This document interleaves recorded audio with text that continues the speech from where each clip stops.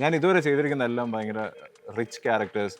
എൻ്റെ ഇടവും ബലവും 2 നായികമാർ, പിന്നെ ഭയങ്കര സ്റ്റൈലിഷ് ആയിട്ടുള്ള വേഷം. പോഷ് ഒരു ഞാൻ എൻ്റെ വണ്ടിയിൽ ഒരു 4-5 ഷൂസുകൾ മാത്രമായിട്ട് വെച്ചിരിക്കും. കാരണം എന്ത് വേണേലും അങ്ങോട്ടും ഇങ്ങോട്ടും മാറിയിടത്തേക്ക് ചെയ്യും. ഇവിടേക്ക് ഞാൻ വരുമ്പോഴേക്കും ഒരു ചെറിയ പെട്ടി, ആ ചെറിയ പെട്ടിക്കകത്ത് കൊള്ളുന്ന സാധനങ്ങൾ മാത്രമേ ഞാൻ കൊണ്ടുവരാറുള്ളൂ. ഒരു ചപ്പൽ, ഇത് മാത്രം മതി എനിക്ക്. ഞാൻ ഇന്നേ വരെ അങ്ങനത്തെ ഒരു ക്യാരക്ടർ ചെയ്തിട്ടില്ല. ഇനി എനിക്ക് ചെയ്യാൻ പറ്റുമോയെന്നും അറിയില്ല. കാരണം അങ്ങനത്തെ ഒക്കെ ക്യാരക്ടേഴ്സ് വല്ലപ്പോഴുമാണ് കിട്ടുന്നത്. ഇപ്പം അല്ല, ഞാനങ്ങനെ തക്കൊന്നുമില്ല. ഈ കഥാപാത്രങ്ങളുടെ തഗ്ഗേ അങ്ങനെ തന്നെ ഉള്ളൂ. അല്ല, ഭയങ്കര കുസൃതിയൊന്നുമില്ല. ഇല്ല, കുസൃതിയൊക്കെ ഉണ്ട് നമ്മൾ ആ പ്രായത്തിലുള്ള. എന്നാലും അങ്ങനെ വലിയ കുസൃതി ഒന്നും ഒരാളായിരുന്നു. പക്ഷേ ഓഡിയൻസിന് ഏറ്റവും കൂടുതൽ ഇനി പുതിയ റീൽസിൽ വരാൻ പോകുന്ന ഇതിൻ്റെ അകത്തെ തഗ്ഗുകളാണ്. അത് തഗ്ഗോട് തഗ്ഗാണ്. സിനിമ എന്ന് പറയുന്ന ഒരു പ്രൊഫഷൻ നേരത്തിലല്ലോ. അത് ഇപ്പോൾ എന്ന് പറയുന്നത് അങ്ങനെയല്ലല്ലോ. സിനിമ എന്ന് പറയുന്നത് ഉള്ള കാലയളവിൽ എന്തുമാത്രം പൈസ എന്ന് പറയുന്നത് ചെറിയ എമൗണ്ട് അല്ലല്ലോ, വലിയ എമൗണ്ടിലല്ലേ ഇതെല്ലാം ചെയ്യുന്നത്. ഗോസിപ്സ് സ്വാഭാവികമായിട്ടും ഇപ്പം നായികനും തമ്മിലായിരിക്കും ഏറ്റവും കൂടുതൽ ഗോസിപ്സ് വരുന്നത്. അപ്പം ഞാൻ എൻ്റെ ഏറ്റവും കൂടുതൽ റൊമാൻസ് വന്നിട്ടുള്ളത് ഞാനും റബേക്കയും അല്ലെങ്കിൽ ഞാനും ഹരിതയും തമ്മിലാണ് ഏറ്റവും കൂടുതൽ റൊമാൻറ്റിക് സീൻസ് വന്നിരിക്കുന്നത്.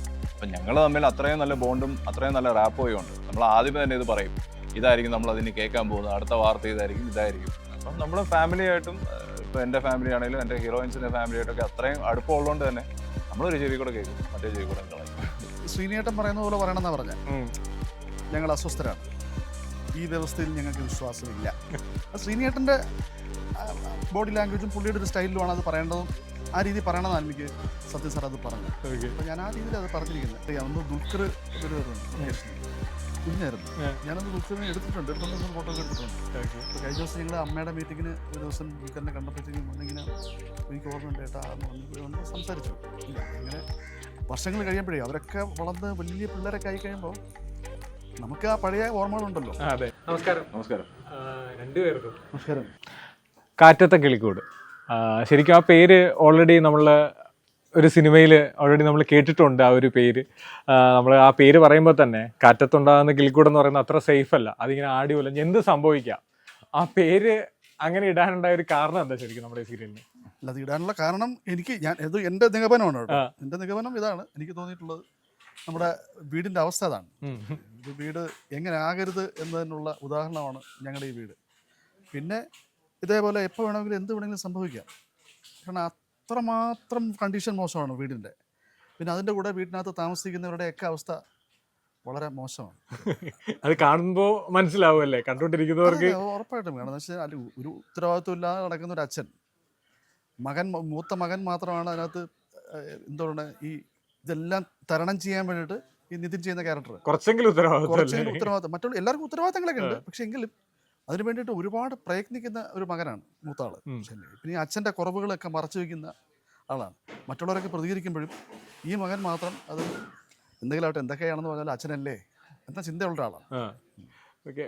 ഈ പറഞ്ഞ ഉത്തരവാദിത്വം നിതിൻ ഏറ്റെടുത്ത് കഴിഞ്ഞോ? ഏറ്റെടുത്ത് കഴിഞ്ഞു. നമ്മളെ ഫസ്റ്റ് എപ്പിസോഡ് തൊട്ട് ഏറ്റെടുത്ത് കഴിഞ്ഞു. ഓക്കെ.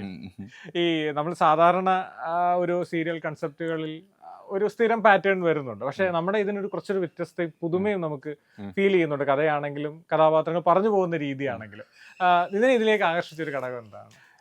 തീർച്ചയായിട്ടും ഒരുപാട് ഫാക്ടേഴ്സ് ഉണ്ട്. ഒന്നാമത്തെ ഫാക്ടർ എന്ന് പറയുന്നത് എൻ്റെ ലൈഫിൽ ഏറ്റവും വലിയ ഹിറ്റ് തന്നിട്ടുള്ളത് ഈ കമ്പനിയിൽ നിന്നാണ്, കളിവീട് എന്ന് പറഞ്ഞ പ്രൊജക്ട്. അപ്പം ആ പ്രൊഡ്യൂസർ എന്നെ വിളിച്ചിട്ട് ഇങ്ങനൊരു സംഭവമുണ്ട് എന്ന് പറയുമ്പോഴേക്കും എന്താ പറയുക, അത് എന്നുള്ള വിശ്വാസം കൊണ്ടാണെന്ന് ഞാൻ വിശ്വസിക്കുന്നു. എന്നെ കൊണ്ട് ആ ക്യാരക്ടർ പുൾ ഓഫ് ചെയ്യാൻ പറ്റുമെന്നുള്ളൊരു വിശ്വാസമുണ്ട് എന്നുള്ളതുകൊണ്ടാണ് വിളിക്കുന്നത്. പിന്നെ ഇതിനകത്ത് ഞാൻ എന്തുകൊണ്ട് വന്നു എന്നുള്ളത്, ഞാൻ ഇതുവരെ ചെയ്തിരിക്കുന്ന എല്ലാം ഭയങ്കര റിച്ച് ക്യാരക്ടേഴ്സ്. എൻ്റെ ഇടവും ബലവും 2 നായികമാർ, പിന്നെ ഭയങ്കര സ്റ്റൈലിഷ് ആയിട്ടുള്ള വേഷം. പോഷ് ഞാൻ എൻ്റെ വണ്ടിയിൽ ഒരു 4-5 ഷൂസുകൾ മാത്രമായിട്ട് വെച്ചിരിക്കും. കാരണം എന്ത് വേണേലും അങ്ങോട്ടും ഇങ്ങോട്ടും മാറിയിടത്തേക്ക് ചെയ്യും. ഇവിടേക്ക് ഞാൻ വരുമ്പോഴേക്കും ഒരു ചെറിയ പെട്ടി, ആ ചെറിയ പെട്ടിക്കകത്ത് കൊള്ളുന്ന സാധനങ്ങൾ മാത്രമേ ഞാൻ കൊണ്ടുവരാറുള്ളൂ. ഒരു ചപ്പൽ, ഇത് മാത്രം മതി എനിക്ക്. ഞാൻ ഇന്നേ വരെ അങ്ങനത്തെ ഒരു ക്യാരക്ടർ ചെയ്തിട്ടില്ല. ഇനി എനിക്ക് ചെയ്യാൻ പറ്റുമോയെന്നും അറിയില്ല. കാരണം അങ്ങനത്തെ ഒക്കെ ക്യാരക്ടേഴ്സ് വല്ലപ്പോഴുമാണ് കിട്ടുന്നത്. ഇപ്പം യതിച്ചേട്ടൻ്റെ ക്യാരക്ടർ ആണെങ്കിലും എനിക്ക് തോന്നുന്നു യതിച്ചേട്ടൻ ഇങ്ങനത്തെ ഒരു ക്യാരക്ടർ കുറേ നാളുകൾക്ക് ശേഷമായിരിക്കും ചെയ്തിട്ടില്ല. ഇല്ല. അപ്പം നമുക്ക് ഈ ഞാൻ കഥയിലേക്കൊന്നും ആദ്യമേ അങ്ങോട്ട് ഡ്വെല്ലിങ് ചെയ്തിട്ട് ഞാൻ ചോദിക്കാനൊന്നും നിന്നിട്ടില്ല. കാരണം സാറായതുകൊണ്ട് തന്നെ എനിക്ക് അങ്ങനെ ചോദിക്കേണ്ടി വരില്ല. സാറിന് അറിയാം, ഈ പറഞ്ഞ ഓക്കെ എന്നെ വിശ്വസിച്ചെങ്കിൽ പോരും എന്ന് പറയും. പിന്നെ സാറ് ആകെ പറഞ്ഞിരുന്നൊരു കാര്യം ഈ പറഞ്ഞ പോലെ ഒരു വേറൊരു വേഷമാണ് എനിക്ക് പറഞ്ഞിരുന്നത്. അപ്പോൾ അതെനിക്ക് വേണ്ട എന്ന് എനിക്ക് തോന്നി. കാരണം ഞാൻ സ്ഥിരമായിട്ട് ഇപ്പോൾ ഒരു കഴിഞ്ഞ 6 വർഷമായിട്ട് റൊമാൻസ് മാത്രമാണ് ചെയ്തുകൊണ്ടിരിക്കുന്നത്. ഇപ്പോൾ ഓൾറെഡി അപ്പുറത്ത് വേറൊരു ചാനൽ റൊമാൻസ് പൊയ്ക്കൊണ്ടിരിക്കുന്നുണ്ട്. അപ്പം ഞാൻ വിചാരിച്ചു അതൊരു ചലഞ്ചാണ്. കാരണം ഒരേ സമയത്ത് അവിടുന്ന് നേരെ സ്വിച്ച് ചെയ്ത് ഇപ്പുറത്ത് വരുമ്പോഴേക്കും ഭയങ്കര ഉത്തരവാദിത്വ ബോധമുള്ള ഭയങ്കര വീട്ടിലെ എല്ലാ കാര്യങ്ങളും നോക്കി, അനിയന്മാരുടെ കാര്യം നോക്കി, അച്ഛൻ്റെ കാര്യങ്ങളെല്ലാം നോക്കി, വീട്ടുവേലകളെല്ലാം ചെയ്യുന്ന ഒരാൾ. അപ്പോൾ അതൊരു ഭയങ്കര ഒരു ഒന്നാമത്തെ കാര്യം, നമ്മൾ അഭിനയിക്കുന്ന എല്ലാം ഒരേ സാധനങ്ങൾ തന്നെ ആയിരിക്കും മിക്കപ്പോഴും. അതെ. അപ്പം ഇതിൻ്റെ അകത്ത് മാത്രമാണ് എനിക്ക് അടുക്കള കയറി ഒരു പണി അറിയില്ല. ഇതിൻ്റെ അത് അടുക്കള പണി മൊത്തം ചെയ്യുന്നുണ്ട്, ചമ്മന്തി അരക്കി വരെ ചെയ്യുന്നുണ്ട്. അപ്പോൾ അതൊക്കെ എനിക്ക് ഭയങ്കര ഫ്രഷാണ്. അപ്പോൾ എന്തെങ്കിലുമൊക്കെ ചെയ്യാനുണ്ട് എന്നുള്ളൊരു സാധനമുണ്ട്. അതാണ് എനിക്ക് ഭയങ്കരമായിട്ട്. പിന്നെ തിരിച്ച് ഏഷ്യാനെറ്റിലേക്ക് വരുമ്പോഴേക്കും പണ്ട് ചെയ്തതിൽ നിന്നൊക്കെ ബ്രേക്ക് ചെയ്തിട്ട് എന്തെങ്കിലും ഒരു സാധനം ചെയ്യണം എന്നുള്ള പുതിയതുള്ളത്. ഇതിനകത്ത് ആകർഷിച്ച അച്ഛൻ എന്ന് പറഞ്ഞ ആ ക്യാരക്ടർ തന്നെയാണോ ശരിക്കും ഈ പറഞ്ഞ പോലെ? എന്താ പറയുക, ഒരു ചലഞ്ചിങ് ആണ്. നമുക്ക് ഒന്നാമത്തെ കാര്യം എൻ്റെ ഏജിനേക്കാൾ കുറച്ചുകൂടെ പ്രായമുള്ളൊരു ക്യാരക്ടറാണ് ഒന്ന്. പിന്നെ എന്താ പറയുക, നമുക്ക് ഇയാൾ അങ്ങനെ ഒരുപാട് അങ്ങനെ ഇമോഷണലി പോകുന്ന ഒരാളല്ല ഈ ക്യാരക്ടറെ. അതൊരു ചലഞ്ചാണ്. നമ്മൾ സാധാരണ ചെയ്തുകൊണ്ടിരിക്കുന്ന ക്യാരക്ടേഴ്സിൻ്റെ അകത്തൊക്കെ എവിടെയെങ്കിലുമൊക്കെ എന്തെങ്കിലും തരത്തിലുള്ള ഇമോഷൻസ് വരുന്ന ഒരാളാണ്. ഇതല്ല, ഇയാൾ വളരെ കൂളായിട്ട് ഈ മക്കളൊക്കെ കിടന്ന് ബഹളം വയ്ക്കുമ്പോഴും തെറി പറയുമ്പോഴും ഒക്കെ ഇയാളതൊക്കെ പൂർണ്ണമായിട്ട് ഇഗ്നോർ ചെയ്തുകൊണ്ട് എവിടെയെങ്കിലും വീഡിയോ വലിച്ചിട്ട് മാറിയിരിക്കുന്ന പുള്ളിയുടേതായ കുറേ ന്യായങ്ങളുണ്ട്. പുള്ളിക്ക് പുള്ളിയുടേതായിട്ട് ന്യായമുണ്ട്. പക്ഷെ ന്യായം പറഞ്ഞ ആ ന്യായം ഒരിക്കലും മറ്റുള്ളവർക്ക് ന്യായമായിട്ട് തോന്നില്ല. അങ്ങനല്ല, എനിക്ക് തോന്നിയത് യേശുവിൻ്റെ ക്യാരക്ടറിന് ഒത്തിരി ലേയേഴ്സ് ഉള്ള ഒരു ക്യാരക്ടറാണ്.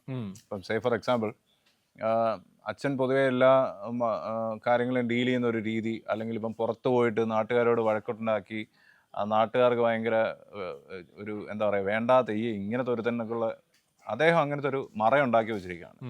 അദ്ദേഹത്തിൻ്റെ ലൈഫിൽ നടന്ന പല കാര്യങ്ങളും സത്യമായിരിക്കാം അസത്യമായിരിക്കാം. അദ്ദേഹം വേറൊരു മനുഷ്യനായിട്ട് ബാക്കിയുള്ളത് മുമ്പിൽ കള്ളു കുടിച്ച് നടക്കുന്ന ഒരു മോശക്കാരനായിട്ട് മനഃപൂർവ്വം ആവുകയാണ്. അപ്പൊ അതിന് വേറൊരു ലെയർ ഉണ്ട്. അതെന്താണെന്നൊക്കെ വരുന്ന എപ്പിസോഡിൽ അതിന് കഥ കാര്യം ഉണ്ടാവാം അല്ലേ? ഇതിന് ഈ പറഞ്ഞ പോലെ റൊമാൻറ്റിക് ആയിട്ട് നമ്മൾ സ്ഥിരം കണ്ടുവരുന്ന ഒരു രീതിയാണ്. അപ്പൊ സ്വാഭാവികമായിട്ട് ഈ സീരിയൽ റിലേറ്റ് ചെയ്ത് വരുമ്പോൾ ഒരുപാട് ഗോസിപ്സും കാര്യങ്ങളും ഒക്കെ ഇതിന്റെ പിന്നാലെയും ബാക്കിലും ഒക്കെ വരുന്നുണ്ട്. ഇതിന് അതിനെയൊക്കെ എങ്ങനെയാണ് നോക്കി കാണുന്നത്? ഗോസിപ്സ് സ്വാഭാവികമായിട്ടും ഇപ്പം നായകനും തമ്മിലായിരിക്കും ഏറ്റവും കൂടുതൽ ഗോസിപ്സ് വരുന്നത്. അപ്പം ഞാൻ എൻ്റെ ഏറ്റവും കൂടുതൽ റൊമാൻസ് വന്നിട്ടുള്ള ഞാനും റബേക്കയും അല്ലെങ്കിൽ ഞാനും ഹരിതയും തമ്മിലാണ് ഏറ്റവും കൂടുതൽ റൊമാൻറ്റിക് സീൻസ് വന്നിരിക്കുന്നത്. അപ്പം ഞങ്ങൾ തമ്മിൽ അത്രയും നല്ല ബോണ്ടും അത്രയും നല്ല റാപ്പോയും ഉണ്ട്. നമ്മൾ ആദ്യമേ തന്നെ ഇത് പറയും, ഇതായിരിക്കും നമ്മൾ അതിന് കേൾക്കാൻ പോകുന്നത്, അടുത്ത വാർത്ത ഇതായിരിക്കും. അപ്പം നമ്മൾ ഫാമിലിയായിട്ടും ഇപ്പോൾ എൻ്റെ ഫാമിലി ആണെങ്കിലും എൻ്റെ ഹീറോയിൻസിൻ്റെ ഫാമിലിയായിട്ടൊക്കെ അത്രയും അടുപ്പമുള്ളതുകൊണ്ട് തന്നെ നമ്മളൊരു ചെവി കൂടെ കേൾക്കും, മറ്റേ ചെവി കൂടെ കളയും. ഇതാണ് നോർമലി ചെയ്തു പോകുന്നത്. ഓക്കെ. ഏച്ചറിന് ആദ്യം നമ്മുടെ മനസ്സിൽ വരുന്നത് ഏച്ചറിൻ്റെ പല സിനിമകളിലുള്ള തഗ്ഗുകളാണ്. ഈവൻ ചെറിയ പ്രായം മുതലുള്ള തഗ്ഗുകൾ. അതിലേറ്റവും എടുത്തു പറയുന്നത് മമ്മൂക്കടിക്ക് പറയുന്നൊരു തഗ്ഗുണ്ടല്ലോ, ഞങ്ങൾ അസ്വസ്ഥരാണ്, ഞങ്ങൾ ഈ വിദ്യാഭ്യാസ രീതിയോട് ഞങ്ങൾ എതിർപ്പാണെന്നുള്ളത്. ശരിക്കും അന്ന് അതൊക്കെ ചെയ്യുമ്പോൾ ആ പറയുന്നതിന്റെ അല്ലെങ്കിൽ ആ ക്യാരക്ടറിന്റെ ഒരു ഡെത്തോ സീരിയസ് എന്നോ ഉൾക്കൊണ്ടിട്ടുണ്ടായിരുന്നു ശരിക്കും? അല്ല, അത് അന്ന് സത്യൻ സാർ എൻ്റെ അടുത്ത് പറഞ്ഞു തന്നത് ശ്രീനിയേട്ടൻ പറയുന്ന പോലെ പറയണമെന്നാ പറഞ്ഞ. ഞങ്ങൾ അസ്വസ്ഥരാണ്, ഈ വ്യവസ്ഥയിൽ ഞങ്ങൾക്ക് വിശ്വാസമില്ല. അത് ശ്രീനിയേട്ടൻ്റെ ബോഡി ലാംഗ്വേജും പുള്ളിയുടെ ഒരു സ്റ്റൈലിലുമാണ് അത് പറയേണ്ടതും. ആ രീതി പറയണമെന്നാണ് എനിക്ക് സത്യം സാർ അത് പറഞ്ഞു. അപ്പൊ ഞാൻ ആ രീതിയിൽ അത് പറഞ്ഞിരിക്കുന്നത്. ശരിക്കും ഇപ്പൊ നമ്മളെ പറഞ്ഞപ്പോ ആ തിരിഞ്ഞു നോക്കിയിട്ട് പറയുന്ന ഒരു രീതി എനിക്കിപ്പോഴും മനസ്സിൽ വന്നത്. ആ സമയത്ത് എന്തെങ്കിലും ഓർമ്മകൾ അല്ലെങ്കിൽ എന്തെങ്കിലും കാര്യങ്ങളുണ്ടോ ആ സിനിമയായിട്ട് ബന്ധപ്പെട്ട്?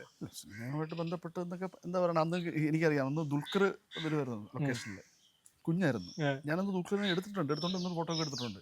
ഇപ്പൊ കഴിഞ്ഞ ദിവസം ഞങ്ങൾ അമ്മയുടെ മീറ്റിങ്ങിന് ഒരു ദിവസം ദുൽഖറിനെ കണ്ടപ്പോഴത്തേക്കും ഇങ്ങനെ എനിക്ക് ഓർമ്മയുണ്ട് ഏട്ടാ പുള്ളി വന്നപ്പോൾ സംസാരിച്ചു. നമുക്ക് അങ്ങനെ വർഷങ്ങൾ കഴിയുമ്പോഴേ അവരൊക്കെ വളർന്ന് വലിയ പിള്ളേരൊക്കെ ആയി കഴിയുമ്പോൾ നമുക്ക് ആ പഴയ ഓർമ്മകളുണ്ടല്ലോ. അല്ലേ, നമ്മൾ പണ്ട് അതിപ്പം എത്ര വർഷമായി, 35 വർഷം കഴിഞ്ഞില്ലേ. അന്ന് ചേട്ടൻ്റെ ശരിക്കും ആ ഏത് വർഷമാണ് സിനിമയിലേക്ക് വരുന്നത്? 86 ആ സിനിമയായിരുന്നു തുടക്കം. അതിന് മുമ്പ് മേനോൻ സാറിന്റെ, ബാലേന്ദ്ര മേനോൻ സാറിന്റെ ആയിരുന്നു വിവാഹിത ഇതിലെ. അതിനകത്തായിരുന്നു പാർവതി അഭിനയിച്ച ആദ്യത്തെ സിനിമ. പിന്നെ രണ്ടാമത്തത് സന്മനസ്സുള്ളവർക്ക് സമാധാനം. അതൊക്കെ കഴിഞ്ഞിട്ടാണ് ശ്രീധരന്റെ ഒന്നാം തിരുമുറി വരുന്നത്. ഈ അതിനെ ചോദിച്ചിരുന്നോ ഈ ഒരു അത്രയും ഒരു ആ ഒരു കഥാപാത്രത്തെ എന്തുകൊണ്ട് ചൂസ് ചെയ്തു, എന്നെ ചൂസ് ചെയ്തു എന്നുള്ളൊരു ചോദ്യം? ഞാനത് ചോദിച്ചിട്ടില്ല. പക്ഷെ എനിക്ക് തോന്നുന്നത് എൻ്റെ ബോഡി ലാംഗ്വേജ് ഒക്കെ ഉള്ള അങ്ങനെ ആയിരിക്കും, അതുകൊണ്ടായിരിക്കും. ചേട്ടൻ ഭയങ്കര തഗ്ഗായിരുന്നോ? അല്ല, ഞാനങ്ങനെ തഗ്ഗൊന്നുമില്ല. ഈ കഥാപാത്രങ്ങളുടെ തഗ്ഗ അങ്ങനെ തന്നെ ഉള്ളൂ, അല്ല ഭയങ്കര കുസൃതി ഒന്നുമില്ല. ഇല്ല, കുസൃതിയൊക്കെ ഉണ്ട് നമ്മൾ ആ പ്രായത്തിലുള്ള, എന്നാലും അങ്ങനെ വലിയ കുസൃതി ഒന്നുള്ള ഒരാളായിരുന്നില്ല. പക്ഷേ ഓഡിയൻസിന് ഏറ്റവും കൂടുതൽ ഇനി പുതിയ റീൽസിൽ വരാൻ പോകുന്ന ഇതിൻ്റെ അകത്തെ തഗ്ഗുകളാണ്. ഇതില് അത് തഗ്ഗോട് തഗ്ഗാണ്. ഇതിനകത്ത് കുറേ നല്ല ഈ ഇതിലെ മറ്റു കഥാപാത്രങ്ങളെ കുറിച്ച് അതിൻ്റെ അകത്ത് ഞങ്ങൾ 4 മക്കളാണ് ചേട്ടന്. ഞങ്ങൾക്ക് അമ്മയില്ല. അനിയനായിട്ട് അഭിനയിക്കുന്നത് അമീനാണ്. അതിൻ്റെ തൊട്ട് താഴെ നവനീത്. അതിൻ്റെ തൊട്ട് താഴെ വിഘ്നേഷ് എന്ന് പറഞ്ഞ പുതിയ പയ്യനാണ്. നായികയായിട്ട് അഭിനയിക്കുന്നതും പുതിയ കുട്ടിയാണ് ടെസ. എനിക്ക് ഓപ്പോസിറ്റ് 2 നായികമാരുണ്ട്. ഒരു മീനാക്ഷി എന്ന് പറഞ്ഞ കുട്ടിയും സാന്ദ്ര എന്ന് പറഞ്ഞൊരു കുട്ടിയും, പിന്നെ നവനീതിന് ഓപ്പോസിറ്റും ഒരു കുട്ടിയുണ്ട്, അതായത് ശ്രേയ. ഓക്കെ. അപ്പം ഇവരൊക്കെ പുതിയ ആൾക്കാരാണ്, ഐ മീൻ ന്യൂ ഫേസസ് ആണ്. പിന്നെ നായികയുടെ വീട്ടിലുള്ള ക്യാരക്ടേഴ്സായിട്ട് വരുന്നത് രാജേഷ് ചേട്ടനുണ്ട്, രാജേഷ് ദിവ്യ ഉണ്ട്, ദിവ്യ ഉണ്ട്, പിന്നെ മാൻവി ഉണ്ട്, പിന്നെ ദേവ, എൻ്റെ ശ്യാമയിൽ എൻ്റെ ചേട്ടനായിട്ട് അഭിനയിക്കുന്ന ദേവയാണ് നായികയുടെ ബ്രദറായിട്ട് അവിടെ അഭിനയിക്കുന്നത്. പിന്നെ ശ്യാം ജേക്കബ് ഉണ്ട്. അപ്പം അർച്ചന ചേച്ചി ഉണ്ട്. അച്ഛന് ഒരു ചേട്ടനും ഒരു പെങ്ങളും ഉണ്ട്. മറ്റേ നമ്മുടെ അമ്പൂരി ജയൻ ചേട്ടനായിട്ട് ചെയ്യുന്നത് അർച്ചന ചേച്ചിയാണ് ചേച്ചിയായിട്ട് ചെയ്യുന്നത്. എനിക്ക് തോന്നുന്നു ഇപ്പോഴത്തെ ഒരു സീരിയലിന്റെ ഒരു മാറ്റം വന്നിട്ട് കുറേ പുതിയ ആളുകൾ ഈ സീരിയലിലേക്ക് കടന്നു വരുന്നത്. എനിക്ക് ഈ ഒരു 3-4 വർഷത്തെ ആയിട്ടാണ് കുറേ ഫേസുകൾ പുതിയതായിട്ട് വരുന്നുണ്ട്. ആ ഒരു മാറ്റം എത്ര ഫീൽ ചെയ്യുന്നുണ്ടോ? എല്ലാ സ്ഥലത്തും ഉണ്ടല്ലോ അങ്ങനെ മാറ്റം. ടെലിവിഷനിൽ മാത്രമല്ല, സിനിമ തന്നെ എന്തുമാത്രം ആൾക്കാർ പുതിയ കാരണം ഇത് വലിയൊരു പ്രൊഫഷനായി മാറിയില്ലേ ഇത്.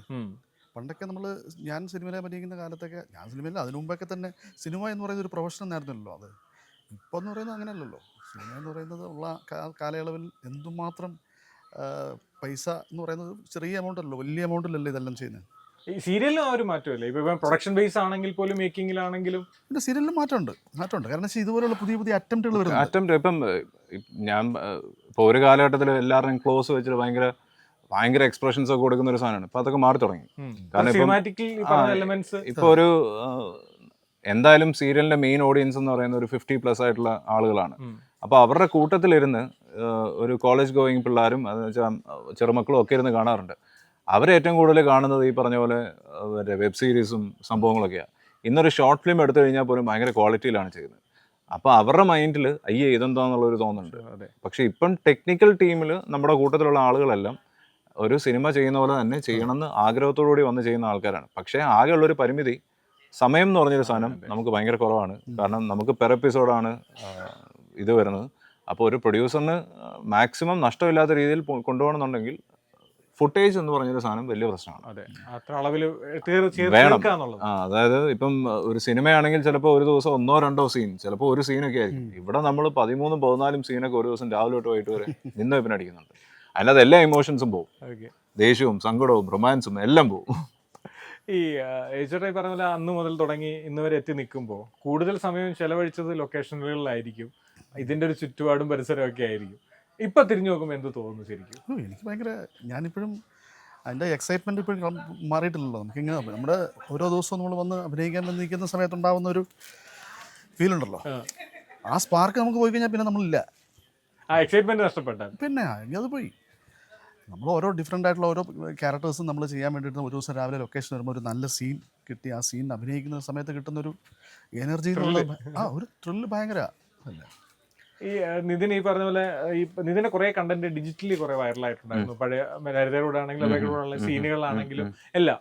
ഇതൊക്കെ കണ്ടിട്ട് ആളുകൾ തിരിച്ചറിയുമ്പോൾ അല്ലെങ്കിൽ ഇന്ന ആളാണെന്ന് പറഞ്ഞ കഥാപാത്രം വിളിച്ച് ചിലപ്പോൾ നമ്മുടെ പേരിനേക്കാളും കൂടുതൽ കഥാപാത്രം, അപ്പോൾ അവര് വന്ന് നമ്മളോട് വിളിക്കുകയോ ചോദിക്കുകയോ ചെയ്യുമ്പോൾ ഇതിന്റെ ഒരു ഫീൽ എന്താ ശരിക്കും? അയ്യോ, അതാണ് ഏറ്റവും സന്തോഷമുള്ള കാര്യം. അത് എന്ന് തീർന്നു അന്ന് നമ്മൾ ഈ പരിപാടി നിർത്തിക്കോണമെന്നാണ് അതിൻ്റെ അർത്ഥം.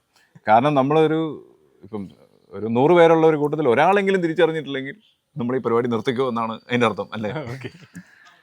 എന്തായാലും ഈ പറഞ്ഞ പോലെ ഏറെ പ്രതീക്ഷയോടെയാണ് സീരിയൽ ആരംഭിച്ചിരിക്കുന്നത്. അത് തുടക്കത്തിൽ തന്നെ നല്ല പ്രതികരണം ലഭിച്ചിട്ടുമുണ്ട്. അപ്പോൾ ഇനിയും ആ പ്രതികരണം തുടങ്ങട്ടെ, വ്യത്യസ്തത നിലനിർത്താൻ സാധിക്കട്ടെ. നിങ്ങൾക്കും നല്ലൊരു എന്താ പറയുക, എടുത്തു പറയാൻ പറ്റുന്ന നല്ലൊരു കഥാപാത്രമായി മാറട്ടെ ആശംസിക്കുന്നു. Thank you so much. Thank you so much.